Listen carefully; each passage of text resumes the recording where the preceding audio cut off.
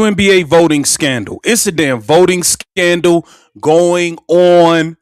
The information is out there. It seems to be a 400K voting swing in favor of Paige Bueckers that happened within a span of 3 days. A 3-day 400K voting swing for Paige Bueckers? I think not. There is a scandal. It is rigged what's going on with this voting. That UConn Mafia is strong. They done pulled some strings and rigged the damn voting. The players done voted Caitlin Clark as the 11th best guard in the whole league. We got to get in all of it. The numbers simply do not add up, and the entire basketball world is starting to realize that the WNBA's latest popularity contest might actually be the most aggressively manipulated narrative of the entire season. We are officially staring down the barrel of a massive, undeniably suspicious voting anomaly that threatens to compromise the integrity of the league's flagship summer event.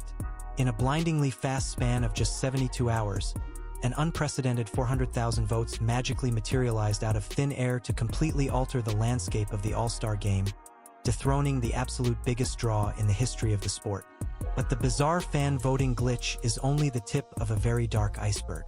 When you look at how the actual players voted behind closed doors, you will witness a level of pure, unfiltered jealousy that completely exposes the toxic locker room culture currently plaguing the league.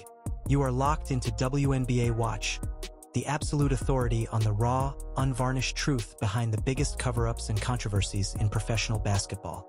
Make sure you smash that subscribe button, hit the like, and let's dive directly into the absolute circus currently ripping the league's credibility to shreds. To truly comprehend the sheer, mind-numbing mathematical absurdity of this situation, you have to look at the official raw data drops from the league office. Just days prior to the final tally, the fan voting leaderboards looked exactly how any logical observer on the planet would expect. Aaliyah Boston and Caitlin Clark were comfortably sitting at the absolute pinnacle, completely dominating the public consensus and reflecting the massive television ratings they pull every single night. Paige Bueckers, who is undeniably a phenomenal, elite talent for the Dallas Wings, was sitting significantly further back in 5th place. But then, in the absolute final 3 days of the voting window, something completely miraculous happened.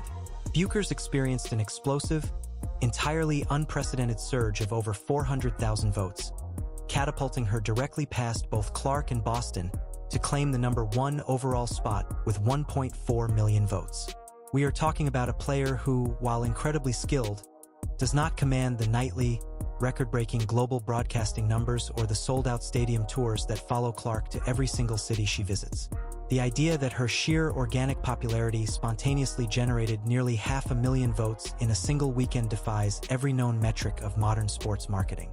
Fans are aggressively calling this a manufactured glitch, pointing fingers at a front office desperate to spread the spotlight and prevent one rookie from completely monopolizing the league's narrative. But the fan voting manipulation is just the opening act of this incredibly suspicious play. If the fan voting raised a massive red flag, the official player voting results absolutely burned the entire house down. When the WNBA players cast their confidential ballots to officially rank their peers, they delivered a message that was so undeniably disrespectful, it borders on blatant professional sabotage. The players officially ranked Caitlin Clark as the 11th best guard in the entire WNBA. Let that completely sink into your brain for a second. We are talking about a point guard who is actively producing historic, never-before-seen numbers. She is averaging over 21 points and 8 assists per game for an entire season, a statistical threshold that no other player in the history of the league has ever maintained for even a single 30-day month. Yet, her own peers looked at those record-breaking metrics, looked at the undeniable impact she has on the hardwood, and decided there were 10 other guards currently playing better basketball. And she wasn't the only victim of this bizarre internal ranking system. Kelsey Plum, who is actively averaging nearly 25 points a night and playing completely out of her mind, was incredibly ranked 12th. Furthermore, analysts have pointed out that just a few years ago, Sabrina Ionescu was putting up a career-high season shooting 45% from deep, and the players shockingly ranked her as the 19th best guard. The mathematical reality simply does not align with the votes, completely exposing the fact that these ballots are not based on basketball merit, but on deeply ingrained, highly personal agendas. But what exactly is driving this relentless locker room vendetta? The absolute core of this entire controversy comes down to a highly toxic, incredibly transparent concoction of professional resentment and extreme veteran envy. The old guard of the WNBA is absolutely furious that the entire financial and cultural landscape of their sport was fundamentally rewritten by a new wave of hyperpopular talent. Players who have grinded in complete, crushing obscurity for years, playing in front of empty bleachers and traveling on budget airlines, are completely incapable of handling the reality that certainly tomorrow morning. I don't know. I feel like they're hiding Caitlin Clark. I don't know what's going on. The fact that there's all of a sudden, no media today. Just this whole thing, this whole league is just coming off shady to me. Whole league is coming off shady. Like, it just is what it is, man. It is what it is. All of a sudden, no media. The sideways cell phone crew can't even come in there.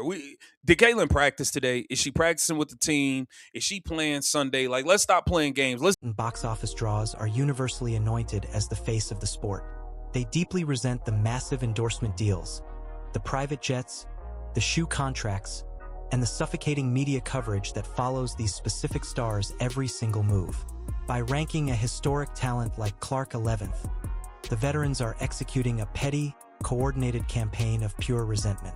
It is their only remaining avenue to forcefully humble a player they actively despise but are entirely financially dependent upon.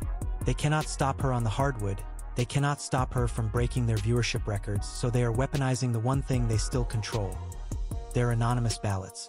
It is a stunning display of professional insecurity that completely delegitimizes the entire player voting process. And the league office seems perfectly content to let the disrespect completely flourish. What makes this entire situation feel even more orchestrated is the highly convenient haters. They are haters. That's what's going on right here. There's nothing more, nothing less. These players are jealous. They are envious. They are hating on Caitlin Clark. 1000%. Make no mistake about it. Make no mistake about it, man. And this is what I'm saying. Caitlin is up against a lot. Rigged voting, a 400K voting swing in 3 days. The players claiming she's the 11th best guard. Y'all do realize there hasn't been a single player in the league that averaged 20 points and 8 assists for a month. There hasn't been a single player in league history that averaged 20 points and 8 assists for a month. Incredibly timed structural changes the WNBA front office implemented specifically for this year's All-Star game.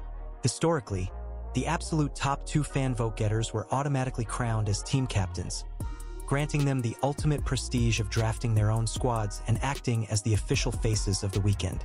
But this year, precisely when Caitlin Clark was mathematically guaranteed to completely shatter the voting records and claim a captaincy in her rookie season, the league magically changed the rules. Instead of allowing the fans to dictate the leadership, the league appointed honorary general managers, WNBA legends Cynthia Cooper and Teresa Weatherspoon, to select the 2 teams.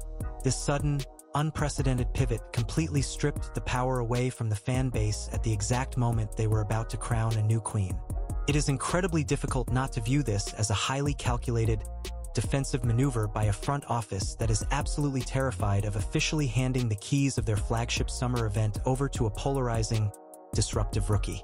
They are actively suppressing the exact phenomenon that is paying their bills, choosing to protect the bruised egos of their veteran establishment rather than fully leaning into the greatest marketing gift they have ever received. And while the league manipulates the spotlight on a national stage, her own... Knock it off, man. Just stop. Just stop. Just stop. This is nasty work, what y'all did. This is nasty work. 400,000 votes in 3 days for Paige Bueckers. Really? Really? Come on, man. This is nasty. Get up out of here with all that. Get up out of here with all that. The disrespect continues. Caitlin Clark was voted the 11th best guard in the league by WNBA players, and also with organization is actively hiding in the shadows. As the voting scandal absolutely dominates the national sports headlines, the Indiana Fever organization has responded by completely barricading the doors and shutting out the world. In a deeply suspicious, highly paranoid move, the front office suddenly canceled all media availability, completely barring the press from the practice facility. There were absolutely no cameras, no interviews, and zero transparent updates regarding the status of their franchise player.